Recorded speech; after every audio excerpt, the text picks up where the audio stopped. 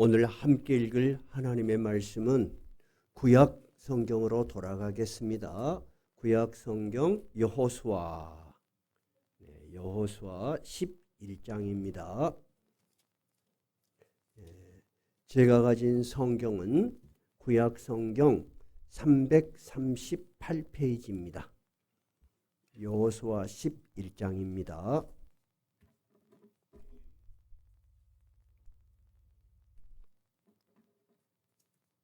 다 찾으셨어요? 함께 16절부터 23절까지 같이 읽도록 하겠습니다. 여호수아가 이같이 그 온 땅 곧 산지와 온 네겝과 고센 온 땅과 평지와 아라바와 이스라엘 산지와 평지를 점령하였으니 곧 세일로 올라가는 할락산에서부터 헤르몬산 아래 레바논 골짜기의 바알갓까지라. 그들의 왕들을 모두 잡아쳐 죽였으며 여호수아가 그 모든 왕들과 싸운 지가 오랫동안이라. 기브온 주민 히위 족속 에외는 이스라엘 자손과 화친한 성읍이 하나도 없고 이스라엘 자손이 싸워서 다 점령하였으니 그들의 마음이 완악하여 이스라엘을 대적하여 싸우러 온 것은 여호와께서 그리하게 하신 것이라. 그들을 진멸하여 바치게 하여 은혜를 입지 못하게 하시고 여호와께서 모세에게 명령하신 대로 그들을 멸하러 하심이었더라. 그때 여호수아가 가서 산지와 헤브론과 드빌과 아납과 유다 온 산지와 이스라엘의 온 산지에서 아낙 사람들을 멸절하고 그가 또 그들의 성읍들을 진멸하여 바쳤으므로 이스라엘 자손의 땅에는 아낙 사람들이 하나도 남지 아니하였고 가사와 가드와 아스돗에만 남았더라. 이와 같이 여호수아가 여호와께서 모세에게 말씀하신 대로 그 온 땅을 점령하여 이스라엘 지파의 구분에 따라 기업으로 주매 그 땅에 전쟁이 그쳤더라. 아멘. 오늘 말씀의 핵심은 23절이에요. 드디어 여호수아가 이끄는 이스라엘 백성들이 가나안에 들어와서 오랫동안 전쟁을 한 이후에 23절 끝에 보니까 뭐라고 되어 있어요? 그 땅에 전쟁이 그쳤더라. 이제 긴 전쟁의 역사가 끝나고 드디어 평화의 시대, 즉 이스라엘 백성들이 가나안 땅에 정착하게 된 시작이 된 것입니다. 그러면 가나안 땅에 이스라엘 백성이 와서 이 땅을 점령을 했으면 경계선이 있을 거 아니에요. 그 땅의 경계선을 16절에서는 어떻게 표시되어 있나요? 16절, 17절 보니까 말이 지명이 계속 나와요. 여러분은 들어도 잘 모르실 거예요.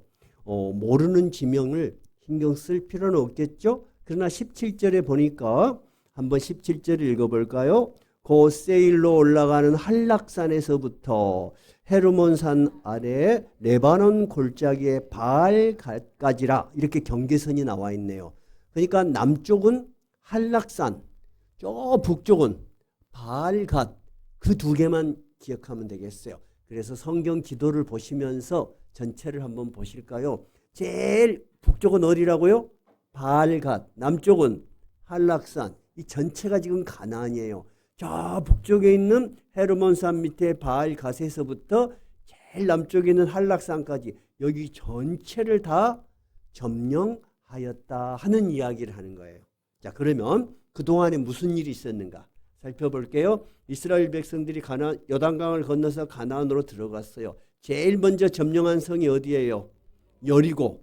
그래서 이 남부에서 5개 부족 국가들이 뭉쳐서 전쟁이 일어났는데 다 점령을 했어요. 남쪽을 점령했더니 북쪽에서 난리가 났어요. 북쪽이 제일로 큰 성이 하솔성이에요.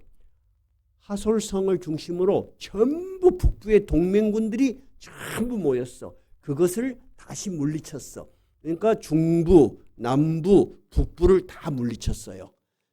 그래서 지금도 전쟁을 할 때 이 중간에 허리를 끊고 들어가서 남과 북을 가르고 그 다음에 남쪽, 북쪽 이렇게 점령하는 것이 군사학에서 굉장히 중요한 전략이다.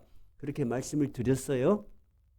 그러면은 우리가 읽은 앞부분은 어디냐면은 북쪽 하솔성을 점령한 이야기가 나올 거예요. 그것만 우리가 한번 살짝 살펴보고 오늘 본문으로 들어갈게요. 자, 우리 하솔성으로 한번 돌아가 볼게요. 11장 3절 5절 한번 봐봐요. 3절 5절.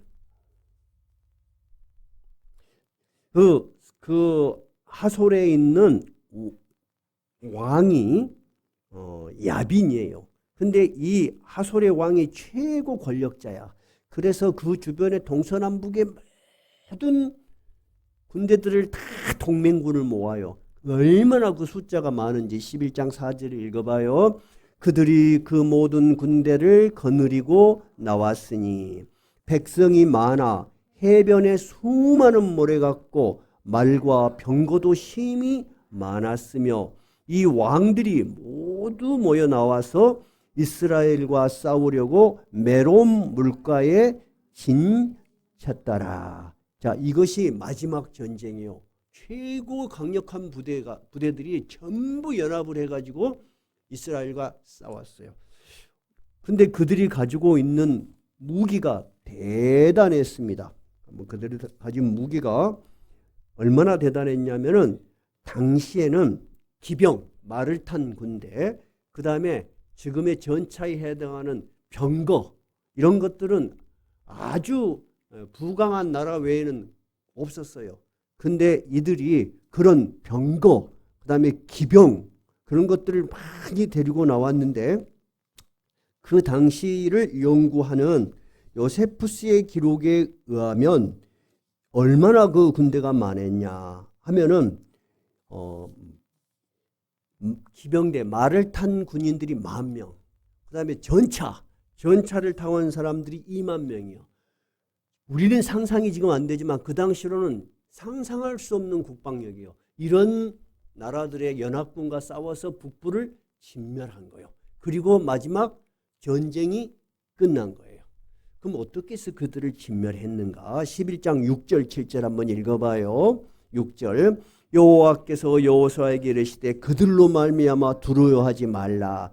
내일 이맘때 내가 그들을 이스라엘 앞에 넘겨주어 몰살시키리니 너는 그들의 말 뒷발에 힘줄을 끊고 그들의 병거를 불사르라 하시니라. 이에 여호수아가 모든 군사와 함께 메론 물가로 가서 갑자기 습격할 때, 그래서 여호수아가 두려워하는 걸 알고 여호와 하나님께서 여호수아 두려워하지 마.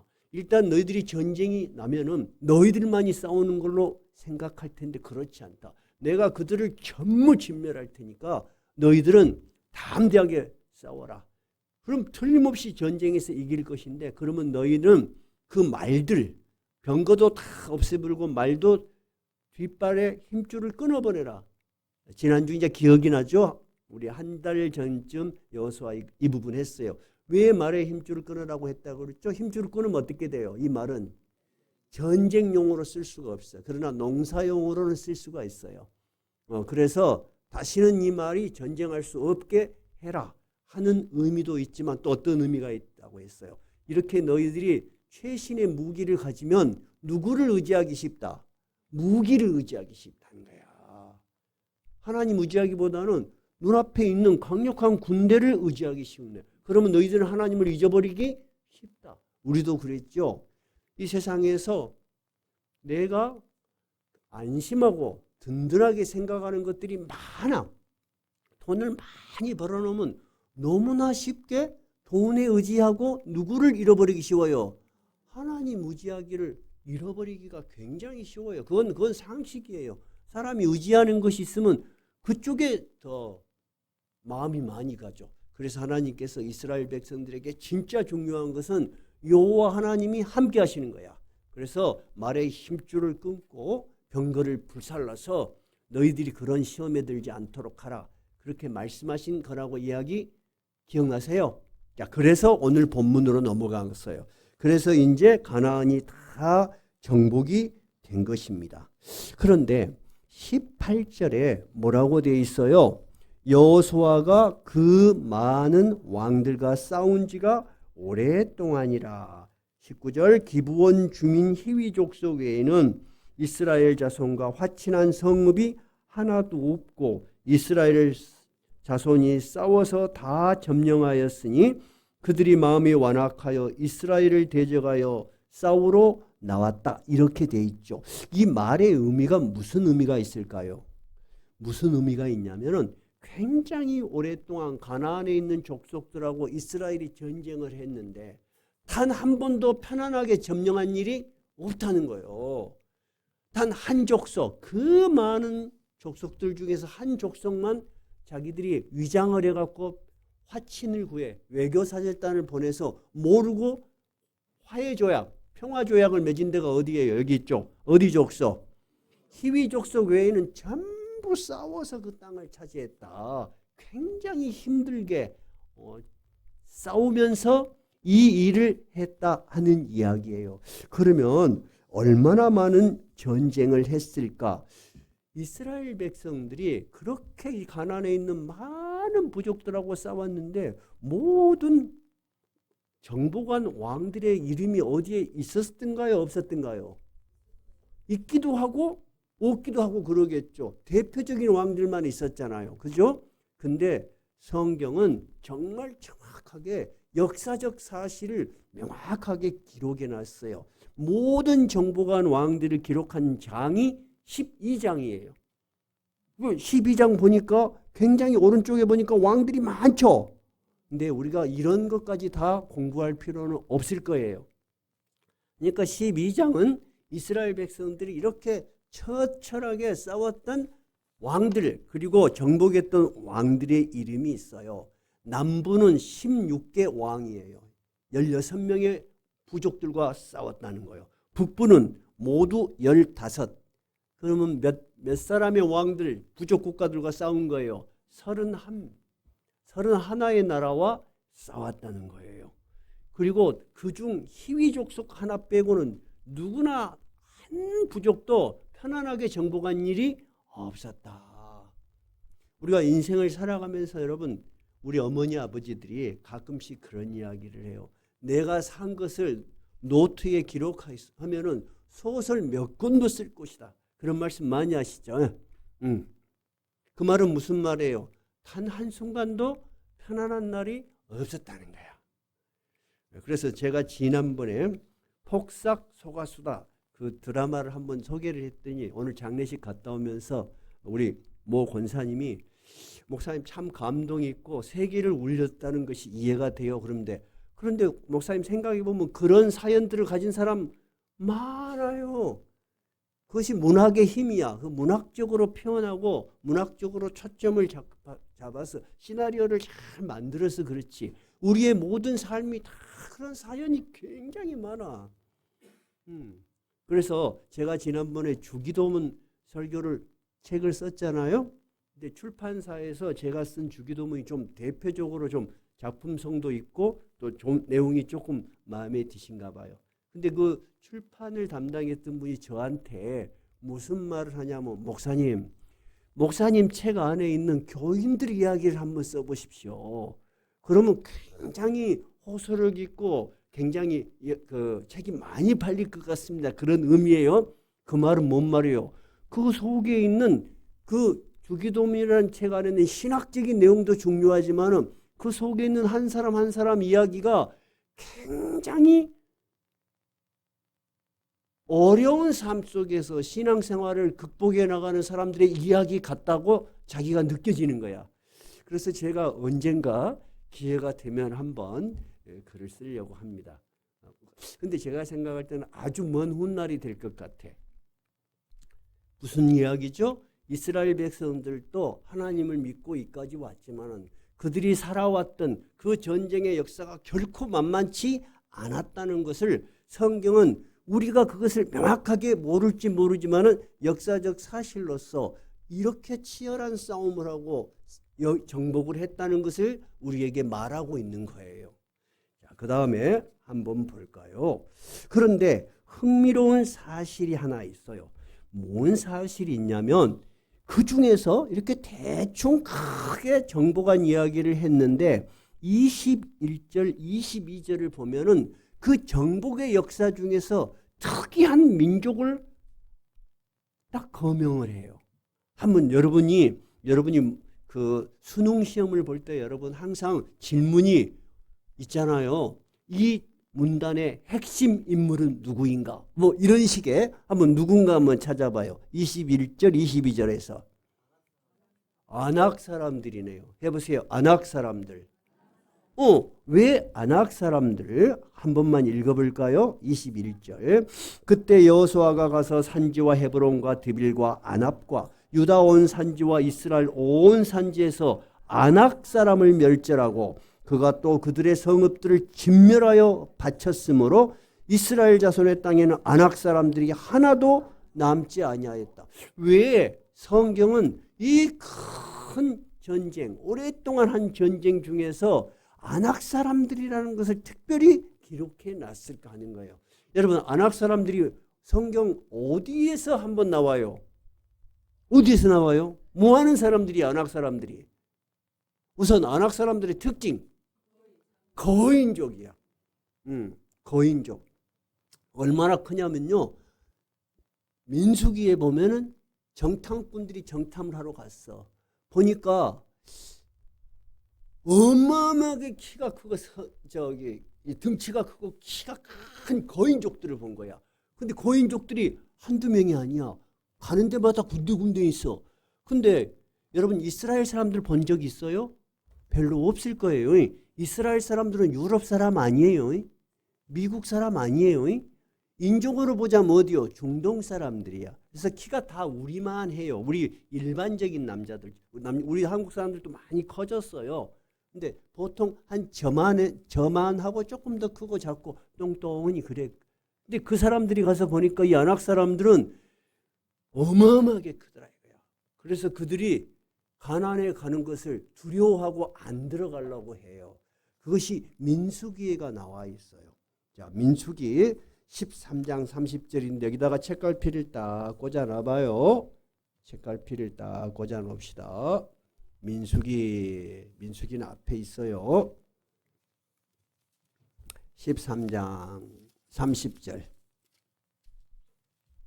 217쪽입니다.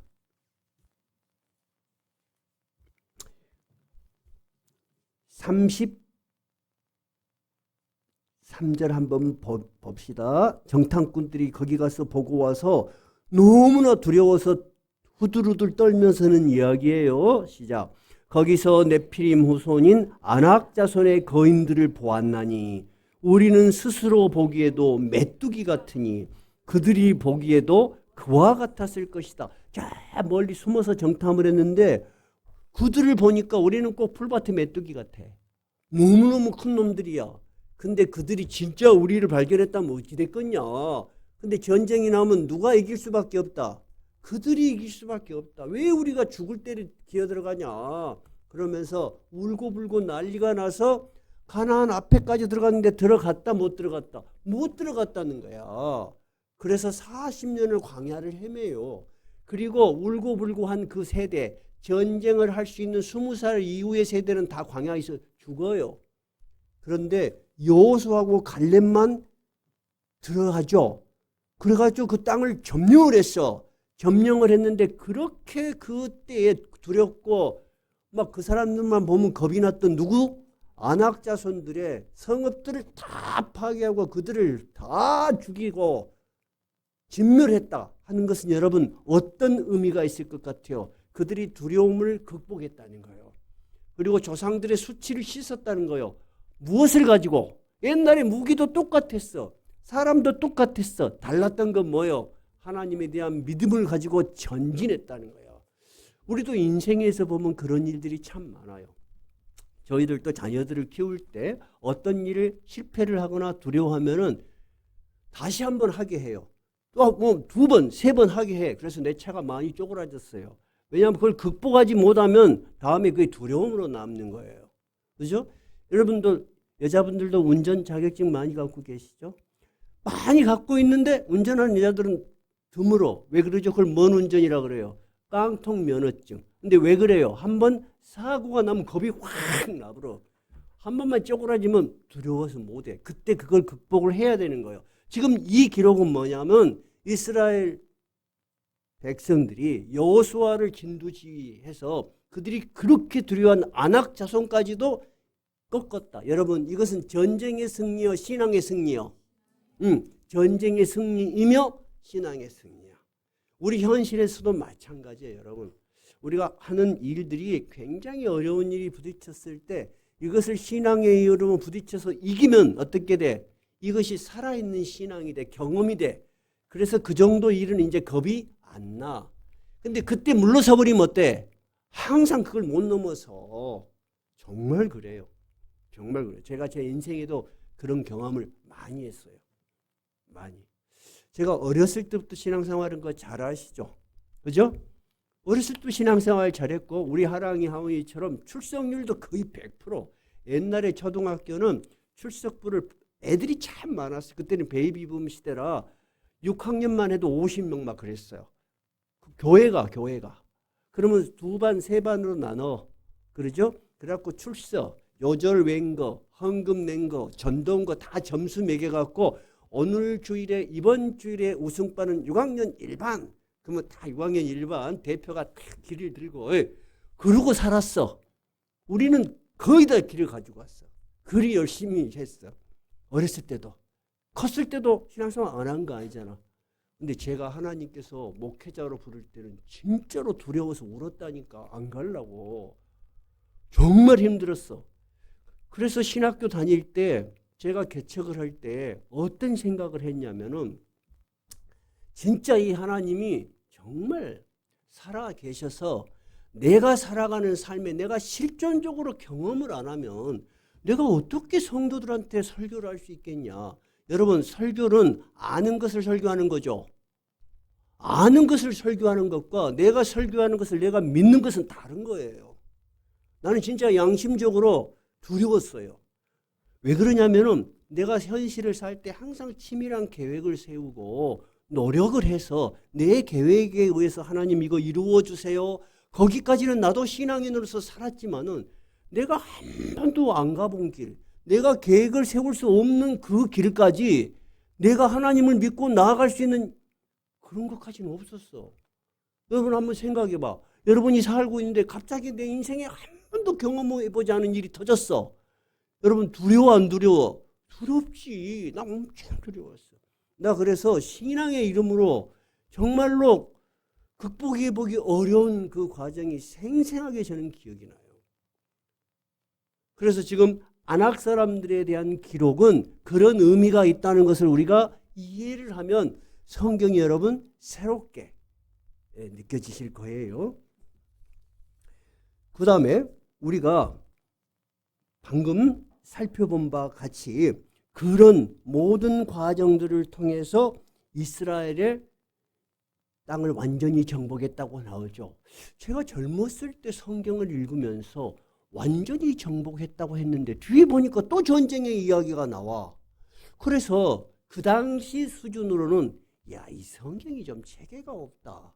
어떻게 이렇게 앞뒤가 안 맞는 말을 하지? 그러면 여러분 성경에 대한 의심이 생겨 안 생겨? 생기죠? 그래서 성경을 또 깊이 공부하고 더 많이 생각해야 된 그런 전문 사역자들이 필요한 거예요. 근데 하나님께서는 땅을 다 차지하지 않았어요. 중요한 전쟁만 다 끝났어. 이 사람들이 도망가서 해변 쪽에 아직 남아있는 땅들이 있었어. 근데 왜 하나님은 아직 남아있는 땅이 있는데 전쟁을 끝내고 여호수아에게 땅을 분배하라고 명령했을까 하는 거예요. 여러분 왜 그랬을까? 왜 그랬을까요? 해보면 여러분들 상상은 거기까지 못 미칠 수 있어요. 근데 성경은 힌트를 딱 줬어요. 그리고 또 명확하게 기록해 놨어요. 13장 1절이에요. 13장 읽어봐요. 여호수아 자 13장 1절부터 시작. 여호수아가 나이가 많아 늙음에 여호와께서 그에게 이르시되 너는 나이가 많아 늙었고 얻을 땅이 매우 많이 남아있도다 하면서 2절 이 남은 땅은 이러하다. 남은 땅을 싹 기록해 놨어. 그러면 성경의 기록이 여러분 좀 체계가 없는 것 같아요. 아니고 하나님도 남은 땅 아직 정복하지 않은 땅이 있다는 걸 알고 있다 모르고 있다? 알고 있어. 근데 왜 이 성경은 땅이 정복했다고 선언했을까 하는 거예요. 왜 그래요? 여호수아가 이제는 더 전쟁을 할 수가 없어. 이미 늙었어. 여러분도 하나님의 일 열심히 하고 싶죠? 저도 농담 삼아 진담 삼아 100살까지 여러분하고 같이 신앙생활 열심히 하고 싶어요. 근데 그리 안 늙어. 오늘 또 우리 장례식 갔다 왔잖아요. 그분도 아침에 식사하고 90 몇 살이니까 오래 사시지만 갑자기 쓰러졌어. 그러니까 집사님이 막 당황을 하는 거예요. 무슨 말이냐? 이제 여호수아가 힘이 다 됐어. 나이가 다 됐어. 그래서 하나님께서 여호수아에게 그 남은 땅까지 다 네가 해라고 사명을 주기에는 힘에 붙이겠다 한 것을 아신 거예요. 그러니까 이제 큰 전쟁들은 다 끝났으니까 여호수아가 해야 될 전쟁은 끝이 난 거야. 그리고 이 땅을 다 분배를 해. 정복하지 않은 땅도 분배를 해. 그리고 남이 살고 있는데 이건 네 땅이야. 그럼 어떻게 돼? 그 분배받은 땅은 그 부족이 그 지파가 싸워서 차지해야 하는 거예요. 그래서 여호수아가 나이가 많다는 거. 우리도 나이가 많아서 은퇴하신 분들 지금 있잖아요. 젊을 때하고 달라요. 여기 진짜 나이 드신 어른들이 있지만 우리 교회로 말하자면은 장승원 집사님이 어르신이잖아. 근데 장승원 집사님한테 한번 물어봐봐. 마음은 어쩐지. 마음은 12살이에요. 옛날에 불렀던 가요 다 부를 수 있어. 누가 시키기만 해봐. 좀 부끄러워서 안 하지. 마이크만 줘봐 날아다니실 거예요. 우리가 나이만 들었지만 생각은 같아. 근데 막상 해보면 돼, 안 돼? 안 돼. 저도 우리가 가끔씩 우리 하랑이 하원이를 데리고 저기 그 학교 운동장을 갑니다. 근데 하랑이가 나한테 할아버지 저하고 달리기 시합 한번 해볼래요? 나 그래서 솔직히 하랑이가 달리기 지금 반에서 제일 잘한대요. 학년에서도. 내가 솔직히 쟤한테 못 해보겠냐 생각을 했어요. 그래서 한번 해보자 그랬는데 3걸음 가니까 모르겠어. 저것은 총알같이 나가는데 나는 스타트는 했는데 와 겁이 나더만. 그래서 아이고 안 되겠다. 하고 시간이 지났어. 이제는 하원이한테도 안 되겠어. 그러니까 생각은 같은데 신체적인 능력이 이제 안 되는 거야. 그래서 여호수아가 나이가 많은 걸 보고 하나님께서 지금 이 시점에서 온 땅이 정복되었다 하고 13장의 남은 땅을 주면서 분배를 하는 거예요. 성경이 어떻게 체계적으로 기록되어 있는지 누가 이렇게 설명을 해주면 얼마나 좋겠어. 근데 지금 누가 설명을 해줘요? 제가 해주잖아요. 그러니까 좋지요. 저는 사실 이 성경이 좀 체계적이지 아니다고 좀 의심했던 적이 있어요. 근데 그런 것들이 군데군데 있을 수밖에 없어요. 왜? 성경이 체계적이지 않게 자기가 거기까지 생각을 할 수 없기 때문에 그러는 거예요. 자, 그러면 오늘 우리가 이 본문을 읽으면서 생각해 봐야 될 부분이 있어요. 11장 18절에 보니까 뭐라고 되어 있냐면은 여호수아가 그 모든 왕들과 싸운 지가 오랫동안이다 라고 되어 있어요. 자, 그러면 몇 년이나 싸웠을까요? 정확하게 몇 년을 싸웠다 그런 말이 없어. 그러니까 우리는 성경을 읽으면서 여기 청년들도 계셔요. 다 어렸을 때 신앙생활 하신 분들이요. 다 보면 하나님이 함께 하심에 그렇게 돼 있기 때문에 하나님이 다 하고 사람들은 그냥 거의 놀고 먹었는갑다 그렇게 생각해. 그리고 지금 성경의 기록이 여호수아 1장부터 11장까지 정복의 역사야. 싸움의 역사야. 총 몇 장이야? 11장. 11장 읽는데 몇 시간이나 걸릴까? 2시간이면 다 읽어. 그러니까 이거 진짜 얼마나 오래 걸렸는지를 모르는 거야. 무슨 말이냐 그러면 신앙을 삶 속에서 이루어내는 것이 얼마나 긴 시간이 걸리고 얼마나 처절한 땀과 눈물이 있어야 되는지를 잘 모르더라고 말이에요. 저도 그랬고. 그래서 제가 우리 교회 표어가 뭐예요? 생명과 삶이 있는 신앙이야. 신앙을 삶 속에서 이해하지 않으면 이거는 완전히 헛개비 전설을 믿는 거야. 얼마나 오래 걸렸냐면요. 7년이에요. 7년. 7년. 근데 어떻게 해서 7년이 됐는가? 한번 살펴볼까요? 여기다 책갈피 딱 띄웠죠. 14장 7절로 가봐요. 14장 7절. 14장 7절. 여러분 오늘은 깊은 신학 공부를 겸해서 하는 거예요. 이렇게 저 멀리 어딘가에 힌트가 있는 거야. 14장 7절. 누가 지금 이 이야기를 하냐면 갈렙이라는 사람이 이야기를 하는 거예요. 갈렙. 여호수아하고 같이 정탐을 해가지고 우리가 하나님 여호와 하나님을 믿고 전진하자 한 사람이 여호수아하고 갈렙이었죠. 이 갈렙은 자기의 과거를 이야기하면서 이렇게 이야기해요. 시작. 내 나이 40세에 여호와의 종 모세가 가데스 바나에서 나를 보내어 이 땅을 정탐하게 하였다라고 했어요. 몇 살에? 40살. 그때가 40살이야. 근데 광야에서 38년을 헤매죠. 못 들어가죠. 그럼 40 플러스 38은 얼마요? 78세죠. 그렇죠? 그리고 가나안 땅에 들어와서 전쟁을 했죠.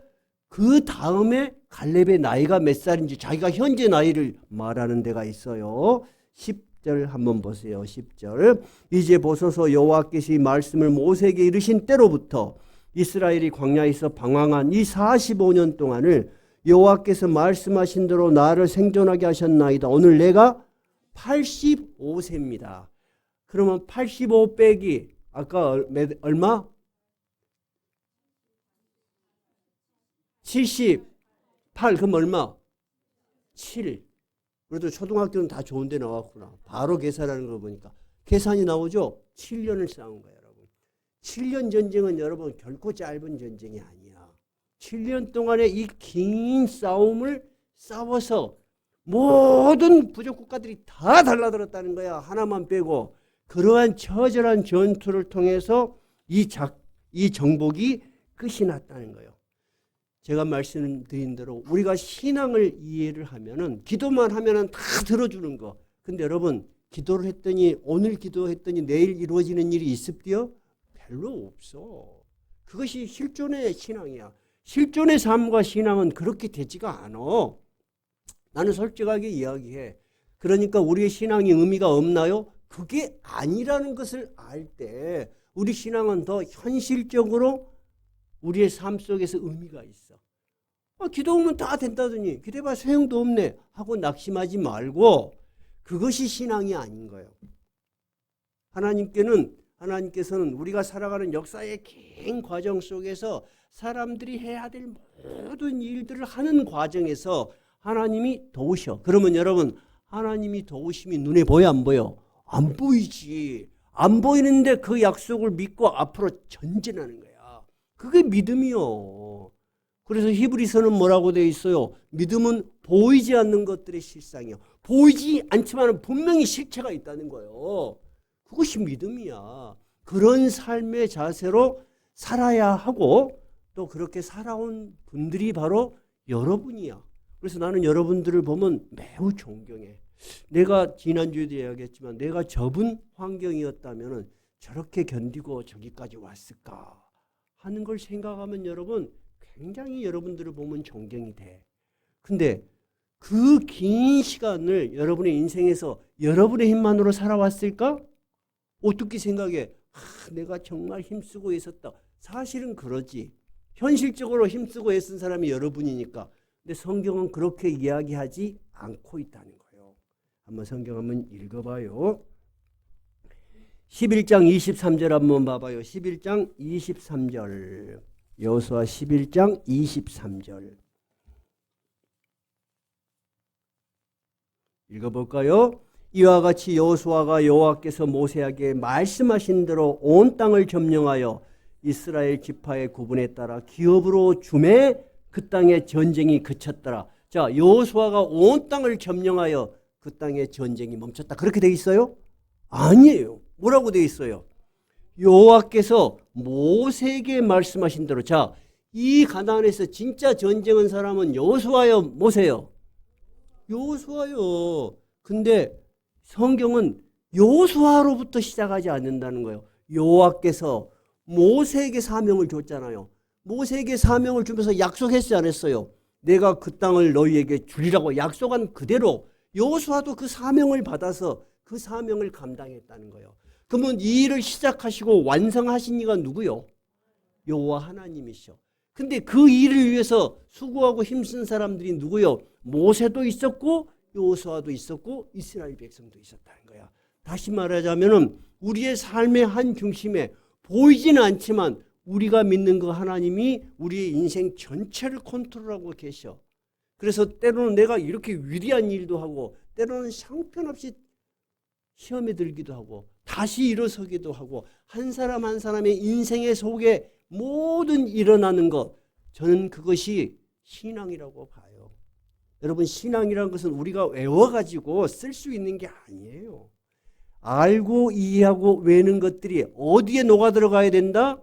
나의 삶 속에 녹아들어가서 때로는 내가 그 신앙 때문에 일어서고 때로는 신앙에 대해서 회의도 하고 때로는 무너지기도 하고 그러면서 내 인생이 끝나. 그런데 신학적으로는 구약시대의 백성들에게 가나안은 신약시대의 누구하고 똑같은 거야? 어디하고? 하나님의 나라하고 똑같은 거야. 이스라엘 백성이 가나안에 들어갔다는 것은 이제 전쟁이 끝났다는 거죠. 그러면 신약의 백성들은 언제 이 전쟁이 끝날까요? 하나님 나라에 들어가는 것. 그러니까 우리에게 삶의 죽음은 끝이 아니고 평화와 안식이야. 이제 하나님 나라에 들어가는 거야. 그래서 기독교 신앙이 위대한 거예요. 여러분 안 늙을 것 같아? 늙어. 요즘 보면은 에이지 머신이라는 거 있어. 나이에 따라서 사진이 착착착착 변해. 어떤 할머니가 겁나게 쭈글쭈글한 할머니 사진을 탁 넣었어. 거기다. 그래갖고 과거로 돌아가. 지금 80살 할머니 사진이 쭈글쭈글해요. 할머니 이쁜 데는 하나도 없었어. 근데 80살 할머니가 과거로 돌아가 60, 40, 30, 20, 10 가니까 그렇게 예쁠 수가 없어. 진짜로 너무너무 예뻐. 그래서 제가 항상 우리 송구 영신 때 제일 잘 나가는 사진 하나씩 갖고 오시오. 사실 그런 거예요. 우리가 지금 만나서 여러분들이 지금의 모습만 알아. 근데 진짜 빛나고 예뻤던 그 얼굴 한번 보고 싶어. 아, 이분이 이렇게 예뻤구나 하면은 이제 그 사진을 보고 나면 그분을 보면 어때? 달라지지. 아, 저분이 옛날에는 저랬지만 한참 때 잘 나갔구나. 자, 한번 우리 여자분들한테 물어볼게요. 나 젊었을 때 사진 그런 대로 괜찮았다면 손 들어봐요. 없어요. 그 자신감이 없어. 좋습니다. 그러면 지금 내 얼굴이 젊었을 때 얼굴하고 똑같다면 손 들어봐요. 없잖아.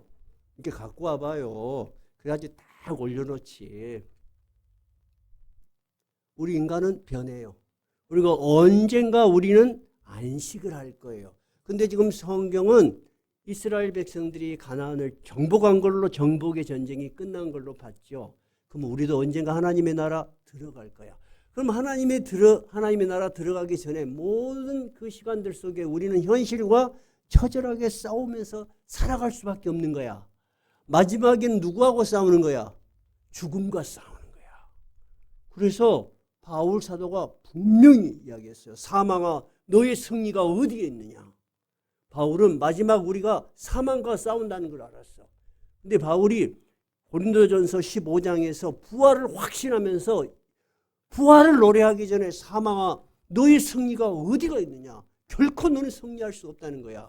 우리는 예수 그리스도의 이름으로 다시 부활하고 영원한 생명을 얻을 수 있기 때문에 여러분, 기독교 신앙은 굉장한 깊이와 힘이 있어요.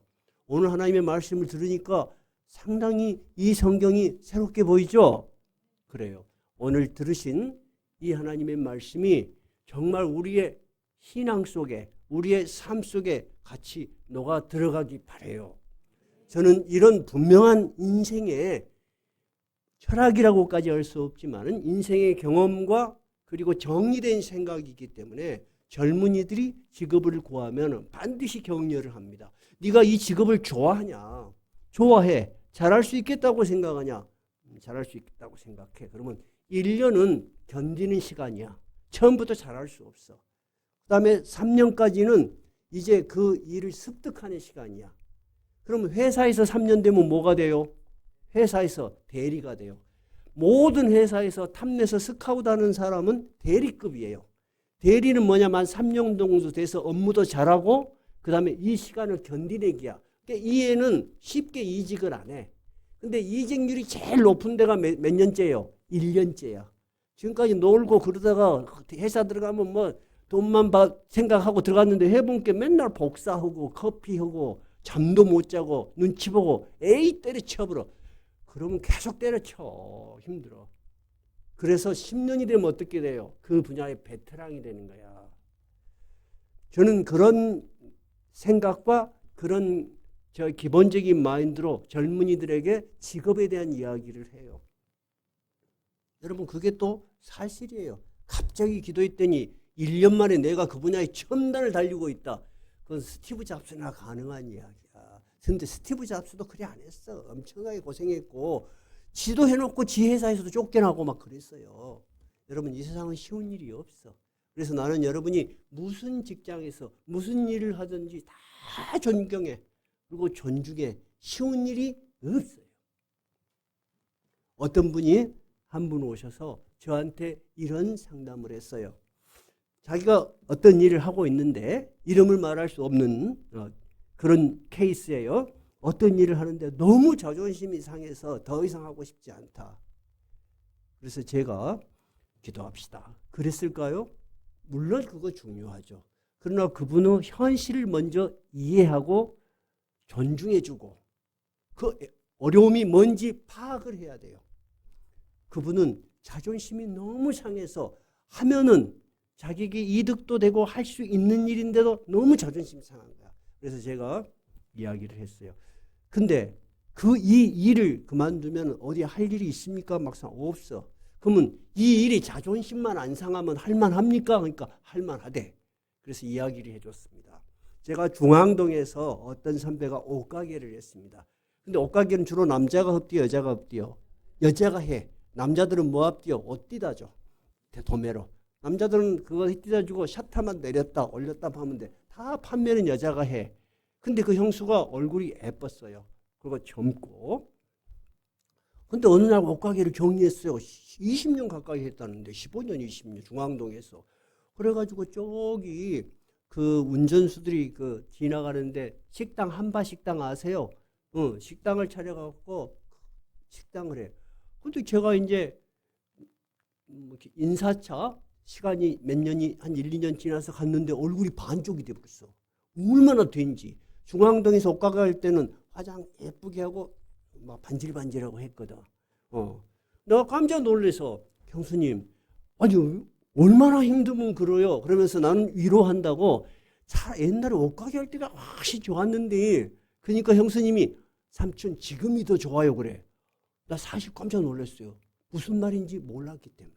그래서 아니 왜 지금이 좋아요? 그랬더니 옷가게는 옷을 사러 오면 10명 중에 1명이나 살까 전부 입어보고 벗어놓고 돌아가본대. 그러면 속이 뒤집어져 본대.